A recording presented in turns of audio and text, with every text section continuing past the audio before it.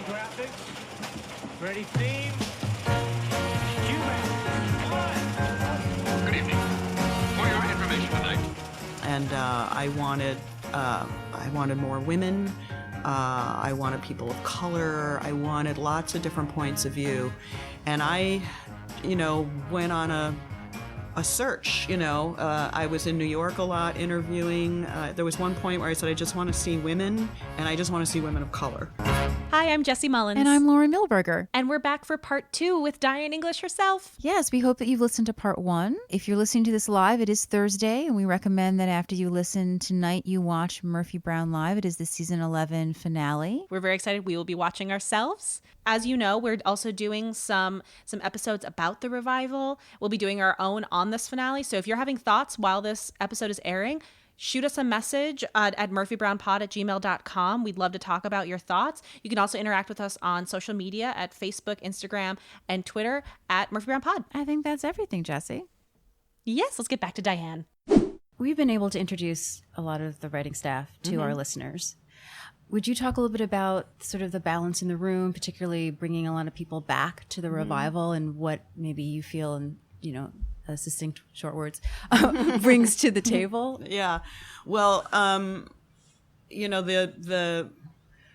the original writing staff, each of those writers had their own voice, and that can be a challenge in a room when you're asking people to write in your voice, But one of the things that I like to do was allow them to still keep their own voice. So, we never did what some shows do now, which is to sit in a room and write the script all together, line by line on a screen. I mean, that's just, you're never going to hear a voice come through. I would always take the last pass on every script just to make sure it sounded like a Murphy Brown, but there would be so many little quirks that, a Tom Palmer script had to sound to me like a Tom Palmer script and a Murphy Brown at the same time. So those of us who are the original gang all really remember how to do that. And then we integrated some new people. And I wanted more women. I wanted people of color. I wanted lots of different points of view.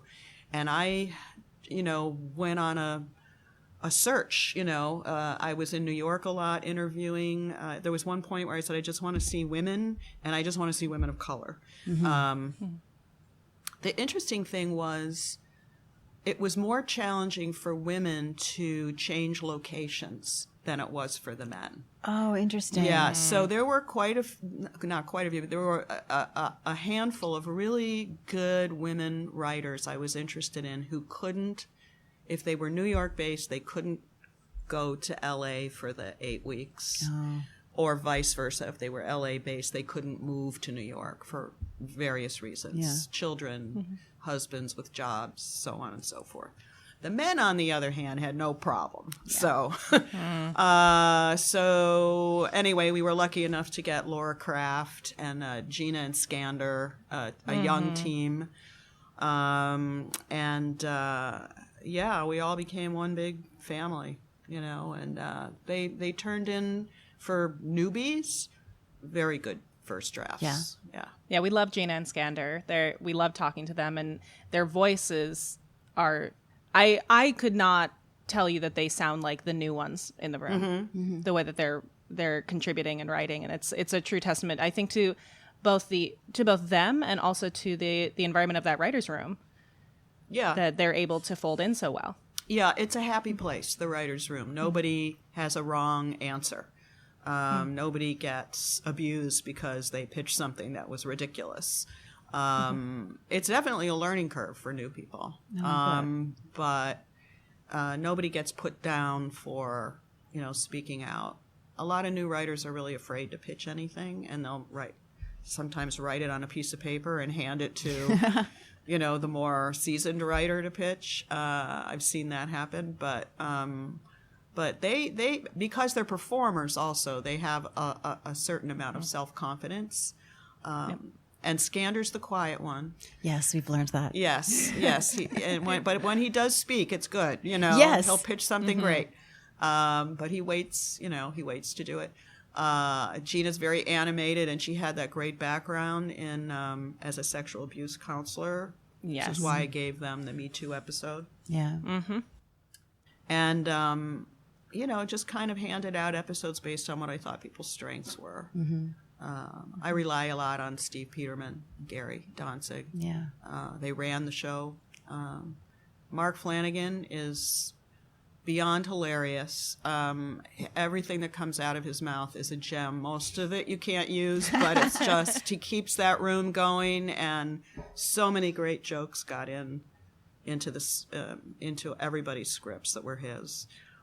So yeah, it's a wonderful family. I miss them right now. I'm sitting in the writer's room. Yes, we are. And they're not here. And it feels weird. Any specific instances that you can think of between the age dynamic that was really helpful, or discussions that you guys had back and forth? Yeah, the younger writers have a different perspective on things than we do. We're just a different generation, and we let more things roll off our backs, especially when we were talking about the Me Too episode and how we worked through that. I have levels, we started Harvey Weinstein and Bill Cosby, and we worked down to that handsy guy at the Christmas party who had too much to drink. For them, there are no levels, it's all of a piece. So that was an interesting conversation, and just from a gay and straight perspective, a female and male perspective, hearing guys say they don't know what to say anymore or do, and what's going to be offending, what's going to offend people. It was really lively, and I think we got a great script out of it because we tried to express all those points of view. It's one of our favorites for sure. Yeah, I love that episode. So when you were approaching the revival, what were the first things that you looked at to tackle? Was it where the characters were? Was it breaking stories first? What was the first thing you thought of when you looked at writing the revival pilot? I thought about what all the characters had been doing in this time that's passed, and I thought about the world that we're living in now, and I did come into the writer's room with a long list of areas that I thought were good candidates for episodes. But and how this gang would come together again. What would be the circumstances under which these people would all come back and do this again in years when you're supposed to be retiring. So that's how I approached, putting together the first one. And then as far as the rest of the series, we spent a lot of time going through that list of relevant topics and things that we wanted to explore. And we certainly have enough stuff for another season for sure, but and there's no lack of material on a daily basis. Nope. We'll probably be off the air when Mueller drops his report, but Oof. the interesting thing is we were talking about the Anita Hill satire. We didn't do an Anita Hill story. We did a different, not on the nose story, but it didn't feel right to do that this time around. We just went head on with the topic, as opposed to working our way around it and making it about something else, but really being about that, because everything is so fraught and chaotic now. I just felt like that was the right way to go about it. And I think, some people may feel it's too political, but I don't think there would have been a reason to come back otherwise. That's when you just leave it alone. It was what it was. It was good. It was 247 episodes. Let's not mess with it. Unless you want to, really make a statement about things. So. Well, that's something that we just discussed in our latest revival recap, was the talk about quote unquote too political, and the idea that the show never wasn't, political. One of the things that we talked about with Norm in that first interview was, what if Murphy had a Twitter with Donald Trump around? It's the first thing you think of when you think of Murphy Brown was Dan Quayle and these very relevant headlines, and often political headlines. So I don't think in the world of Murphy Brown there's such a thing as too political. Yeah, I mean, when you're doing 247 episodes, you can make a lot of them about, what's it like to have a baby, and what do you give somebody for Christmas, and, and not make them. But when you think you're only going to do 13, you want to really make them count. So, but by and large, the feedback that I've seen, and it comes onto my social media, is very positive. Although we did finally get on the radar of the far right, so yes, you did. It took a while, but we're finally there. Congratulations! Thank you. You did it. It's been fun to see your friend Katie Couric popping onto this revival. Yeah, she did the show before, and she really knows how to land a joke, that girl. So she does. So she, I told her right from the beginning, you got to come back and do it again, which she did. Yeah, and we were talking, was that I love the fact that she makes fun of her persona, and that she usually is a terrible person, because she's not a terrible person from as far as I know.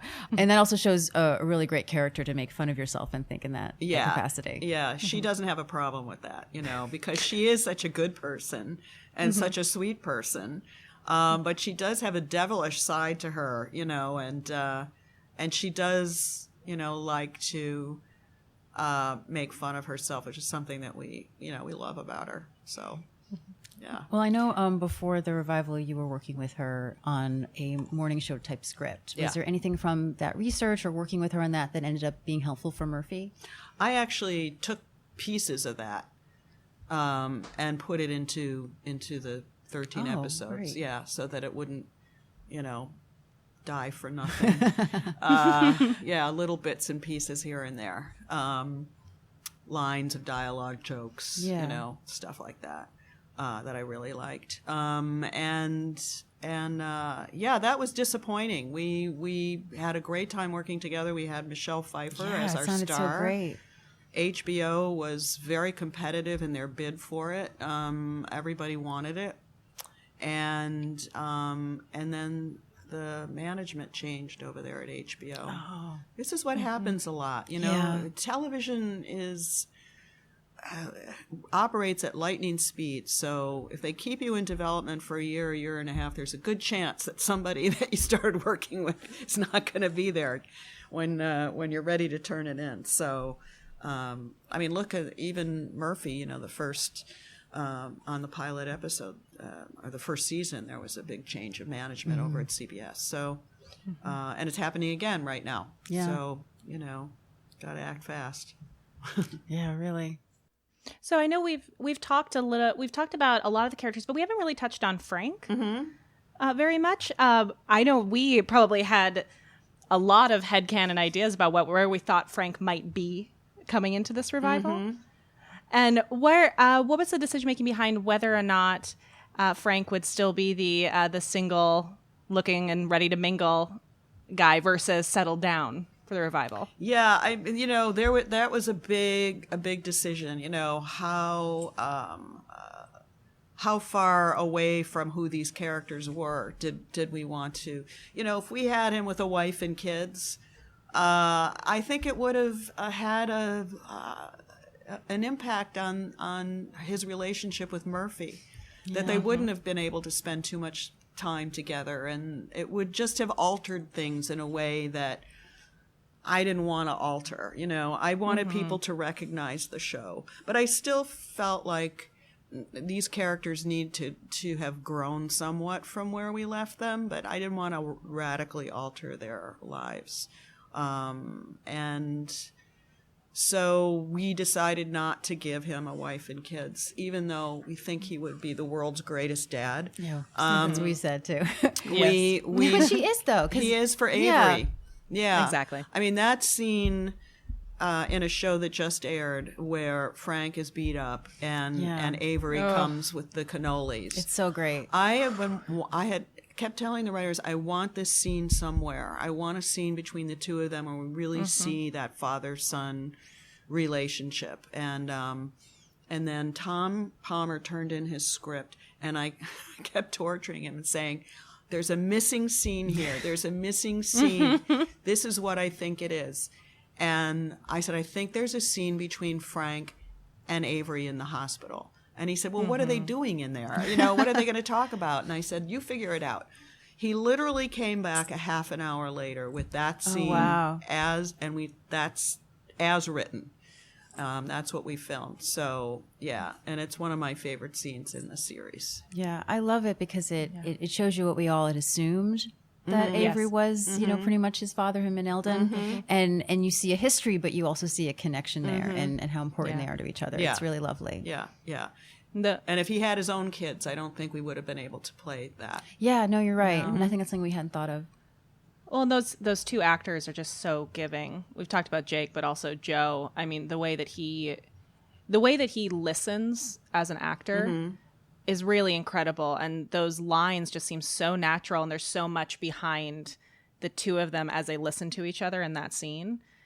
They really understood. Yeah, you're looking at two wonderful actors at the top of their game. I mean, Joe hasn't skipped a beat.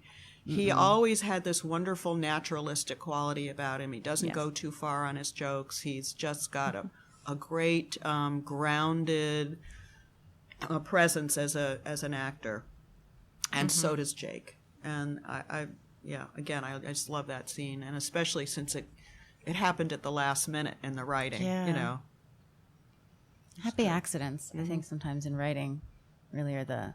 I think there's a quality to that, and not to be too much of a downer, but to what I think we were all kind of missing, not having our Eldon around and having those emotional connections. And so I think that is something we were really craving from Frank because we wouldn't have Joe there. Yeah, exactly. Yeah, there's we miss that Bobby Pastorelli connection a lot too, but we've referenced him, and we reference him again in an upcoming episode visually with a mural, and it's really lovely. So, and Jane Muskie, our production designer, did some photoshopping with some photographs in Avery's room. It's great. Yeah. It was nice. The running with the bulls was expertly tossed into that pilot episode. Yeah. Well, they toasted him, and they looked at the ceiling. Yeah, no, that was great. Industrial Revolution mural. Yeah.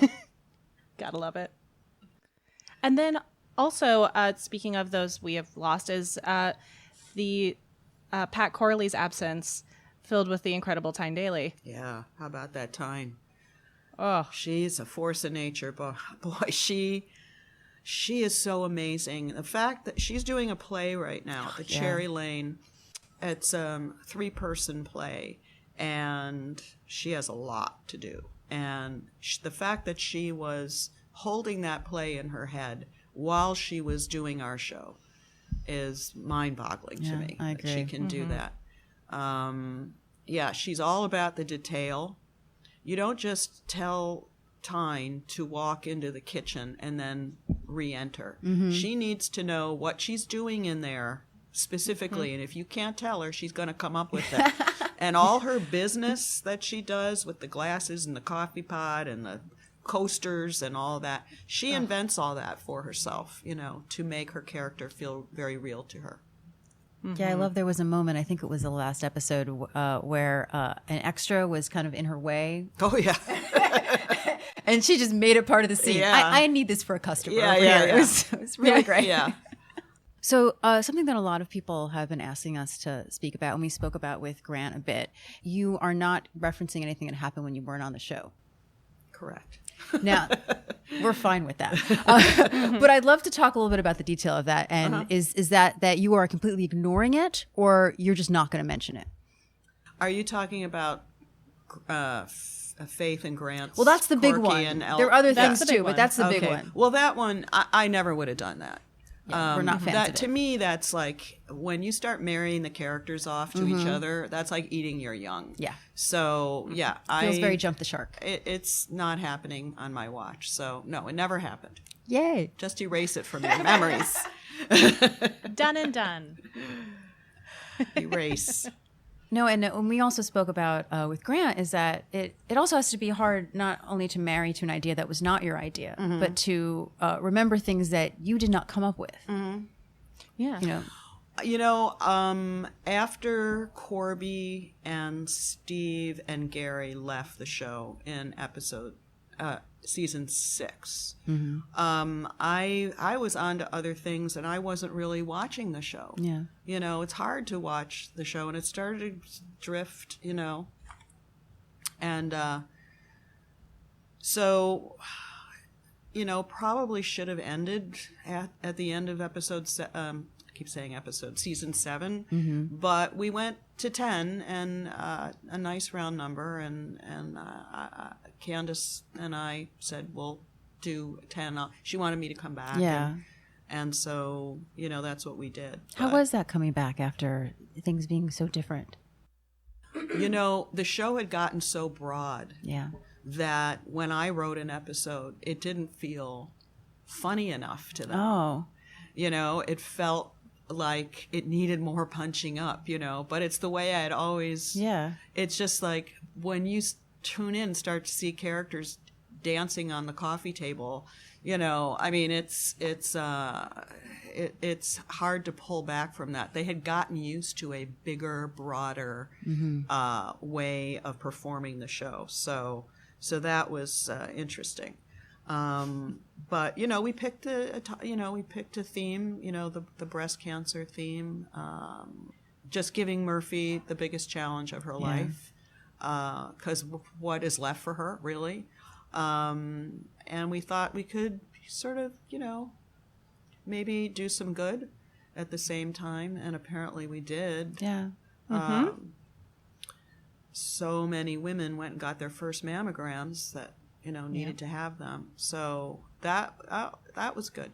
But it was like another ending for me too. I had already made my piece in 1992, and then did it again, and then we just went through it again. So it's like Groundhog Day. On the 10th season, what was your day-to-day, I guess, I don't want to say activities, but what was your inclusion for the 10th season? I was, I forget what my title was, but I was you were consulting. Yeah, I was consulting, and I was not there on a daily basis. So I was there for all the development up front, and then I went off to Martha's Vineyard, and they would send me every draft of every script, and then I would make my notes on it, and I would review all the rough cuts. Oh, you did. And give my notes on that. But as far as people on the stage there every day, that wasn't me until the last couple. That was something that I had not realized until recently, which is why I wanted to talk to you about it. But it feels so different, season 10 from season 9, just like completely different. And I feel like that has to be your influence, as well as Mark too. Yeah, but I think it was just this trying to pull it back from the big, broad thing that it had become. I think we both agree with that. So we also, I do want to throw a few questions over to Twitter, because we asked for questions that our listeners and your audience might have, and a couple of them you actually already answered early on. So well done. You know what they want. One of them is something that we've also talked about, which is a lot of fans want to know, is there anything that they can do to let decision makers know that they want another season? Oh, yes, absolutely. There's a hashtag that got started now. It's called hashtag Renew Murphy Brown. And I think it would be great if people did that, hashtag. Because the network does pay a lot of attention to what goes on online. And ratings now, traditional Nielsen ratings, are almost antiquated because people don't necessarily watch television the way they used to. Yeah. They don't sit in their living room and watch television. They DVR it and they blow through all the commercials, or they watch it online. They watch it on their phones, on their iPads, and measuring audience that way now is just as significant as actually who's sitting in front of the box in their living room. So, and if you're talking about the show too, people talk about our show after the show airs. Yeah. There's a lot of chatter about it, and they pay attention to that. So, just CBS has its own social media, and they should just all go on it and flood it. And shows have been revived that way. Oh, yeah. They absolutely have. Well, and something we talked about was the incredible Twitter reaction to the Thanksgiving taking episode. Yeah. And how much that brought people who had not watched any of the episodes to watch that, and now they're going back and watching the rest of it. So I think it is really important for our listeners to understand that these things happen because of their active engagement. Yes, exactly. And it carries so much more weight than it used to. Mm-hmm.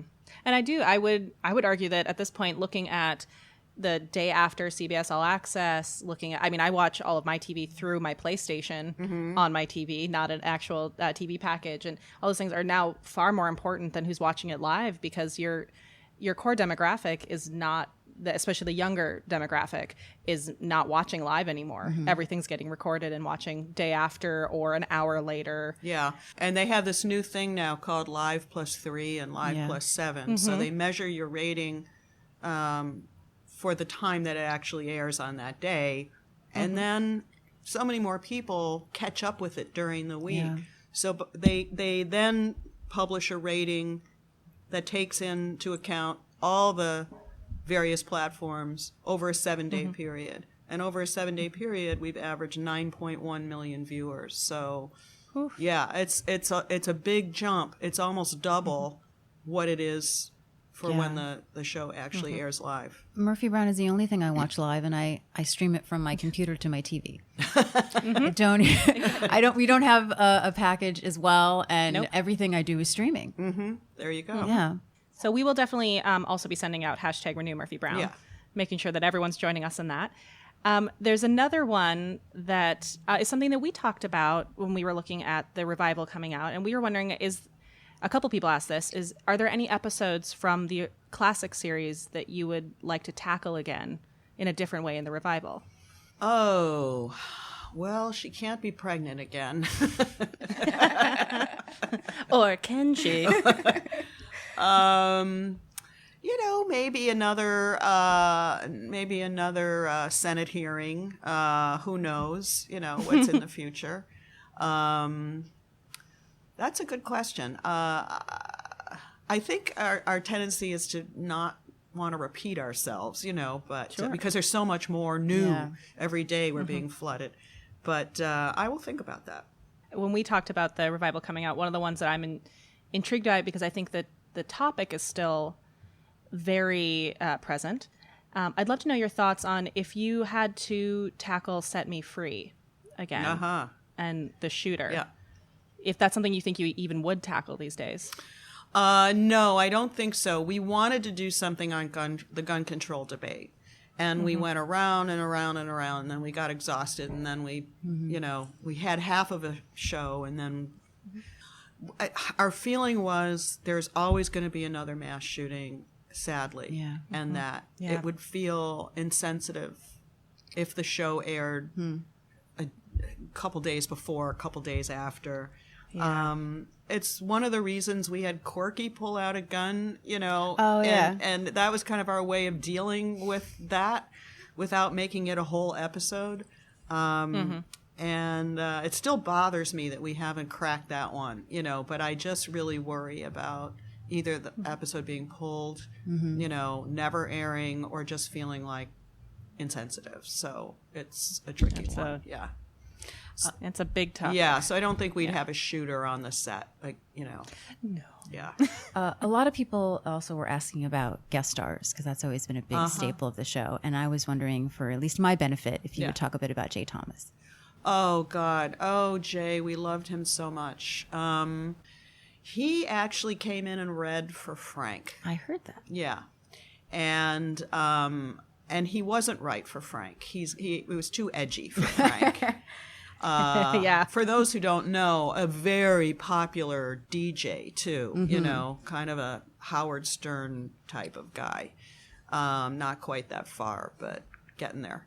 And then when I thought about this Jerry Gold, but I just thought he did a great reading, and I really liked him a lot. And so when it was time to cast Jerry Gold, I immediately thought of him. And we loved this odd chemistry that he had with Candace. We just thought, what a unusual choice for a love interest, but we really liked it, and it really worked, and we kept having him back. And then when I was casting Love and War, it had to be Jay. The interesting thing about Jay is that he has that really flinty, edgy exterior, that persona, but what a softie inside. He would cry at the drop of a hat, you know. He was such a sensitive person. When we lost John Hancock, Oh, yeah. 6 episodes into Love and War, he played our bartender, and he passed away suddenly. Jay was inconsolable. And so people don't really, that's not what he puts out publicly, but, you know, so we knew all those sides of him, and he's just, oh gosh, if he was around, we would most definitely be having him back. Well, it's interesting what you say about him, because that's what I always loved about the character of Jerry Gold, is that that's what he had. He had sort of this, you know, soft inside that got revealed, even though he had the, I guess you'd say, you know, hard shell. Yeah. You know, he offered to help Murphy take care of her baby, and, you know, so, yeah, he was great. Great. Now, I have a question that I feel would have been my Twitter submission if I was a listener, which was, what was it like being the face of Hanes Pantyhose? Yes, please in speak about The that. face of pantyhose. Well, the legs. The legs of Hanes Pantyhose. Oh, well,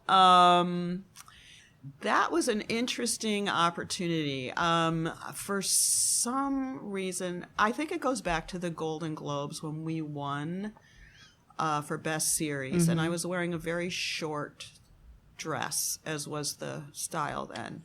And they noticed over there at the Hanes Pantyhose headquarters. And they were, Judith Jamison, the great ballet dancer, was their first celebrity. Oh, okay. But they were retiring her and moving on to, then they moved on to Tina Turner.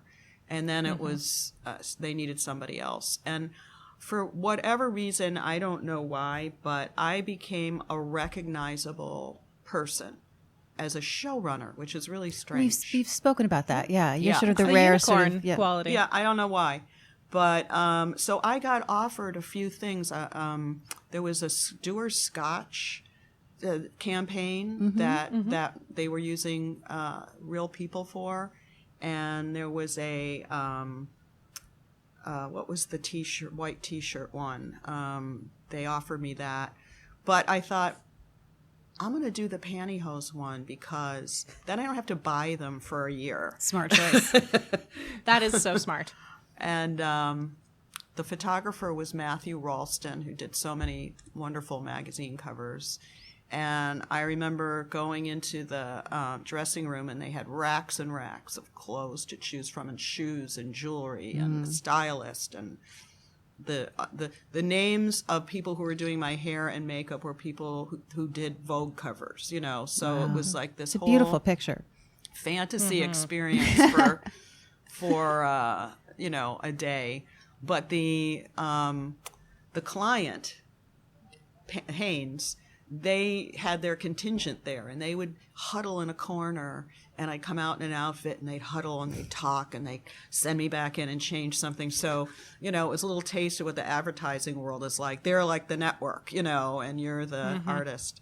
But it was really fun, and a lot of people saw it, and I started getting letters, handwritten letters from prisoners. Oh, no.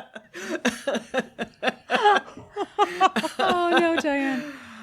Oh, anyway, that was that. I do have one final question Something that is brought up a lot lately is the fact that Murphy is considered under the umbrella of unlikable characters, a woman who is not trying to please, who has faults and has flaws. Can you speak about that in context of when you wrote it and today?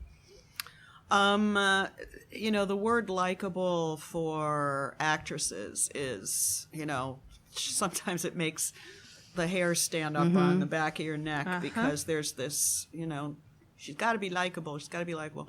I think there's a difference between somebody who's a people pleaser and somebody who's likable. Candace's character, Murphy, is not a people pleaser. But I hate to use the word, but she is likable because she is in the body of Candace Bergen, who just has that quality about her that can play a very flawed character and still not alienate people. And that's really a tribute to her, because if I put those words into somebody else's mouth, another actress's mouth, it might be a whole different ball game. Yeah. So, that's, and we still, she still speaks without much of a filter. She still kind of bulldozes her way through things in this version of the show. But again, those scenes with her son, really, we never wanted to, sandpaper those edges off her at all. But she gets a chance to show this other side of herself. And by the way, she was not the greatest mother in the world, as he often points out. There was no food in the refrigerator. We're having a lot of fun with this other aspect of her, where she's really thrifty. She always was a little cheap, but... Jesse pointed that out. I hadn't noticed it as much when we watched season 1, and I was like, oh, you're right. Yeah. She's so cheap, and I love it. Yeah. How much she spent on the turkey and how much she calculated what each person's portion was going to cost, and her Bed Bath & Beyond coupons. And, well, that I understand. Yes, this is we my, all do. My obsession. Oh, yes. Obsessed with them. It's bad. And they come on my phone now, so I get an alert, and I go, I should really use this. I should go buy something. Yes. They're very smart. You have said that you and Candace have become more and more like Murphy as you've gotten older. Do you think you are more Murphy now than ever? Yeah, I find myself blurting things out. I become a blurter. That happened to us as we were making the series. I think Candace and I both had a little bit of a people pleaser aspect to our personalities. And we started living vicariously through Murphy and seeing that you didn't die if you said something, that you wish you would have said. So I think as you get older, you become a little bit more of who you really are, and a little bit more saturated, and but I feel like I've mellowed a lot too. I used to lose my temper. I used to be very tough on people in some aspects, but I'm just right now so grateful for this gift that's been given to us that I do let more roll off my back. So, neither one of us suffers fools very easily anymore. Don't keep us waiting in a restaurant. Both of us will. You'll have to deal with both of us. Well, I will say that as somebody who grew up with a Murphy Brown on my screen as an example, it definitely informed who I was as a young woman, who I am now as an adult woman, and gave me the permission to have a voice and be the cardinal sin of bossy and to be outspoken and to figure out that, what doesn't kill you makes you stronger, and being brave in the face of it. I'm just so glad that another generation gets to see her again, because Murphy Brown was so instrumental in informing my voice. That is so lovely I just want to to thank hear. you. Yeah, and same. And with the revival and us doing this podcast, it's something that I know I'd always known, but to revisit it as an adult, to see how much of the show influenced me as a person has been monumental to me. Great, great. And it's been nice to see you every week. Well, it's nice to be seen. You guys are like the keepers of the keepers of the flame, because you'll say things we don't even remember. I mean, for those who are listening, sometimes we have to call these gals to find out if we did that. Did we do that already on the show, or where did we film that? So yeah, it's been wonderful getting to know you both and having you around. So it's you've been a hero of ours, and you've definitely lived up to our expectations. Oh, yeah. Thank you. Thank you. In fact, we got you a little gift. Oh, hold on. Yes. All right. So we didn't get anyone else a gift, but this is more like a lifetime gift. Yes. Mostly to make you laugh, and also for something we know that you like. Well, okay. We have been discussing it for a while, so we're very excited to be able to give it to you in person. Right here now. I'm excited. Wow. Okay, I'm opening a box. What is this? Can I say this now on the podcast? Sure, we'll probably bleep you, but go ahead. This is great. I'm a delicate flower embroidered on a wonderful pair of socks, which I will wear proudly. That's and for your then collection. In here is, oh my goodness, oh how wonderful. So it's a compact. Yes, with a lobster and a girl running from the lobster. It looks She's like, coyly, yeah, I don't know what's happening there. Yeah, we're not really sure what's happening, but she might be dating the lobster at some point. Okay. That is wonderful. Thank you so much. Thank you. You're welcome. And happy holidays to everybody. And thank you for everybody who's listening, supporting the show. It means an awful lot to us. Well, yes, it does. We are happy to support something that we are enjoying. Good. Yeah. Thank you so much. Bye. Bye. So we hope you enjoyed our conversation with Diane. I know that we did. I loved getting all these like unique insights into who she is and what this journey for her has been, and this journey just refuses to stop. It's a really, really cool kind of symbiotic relationship, Diane and Murphy. Yeah, and we hope that you enjoyed it. Thanks everyone for your Twitter questions. We're sorry if we didn't get all of them in. Maybe perhaps next time we will.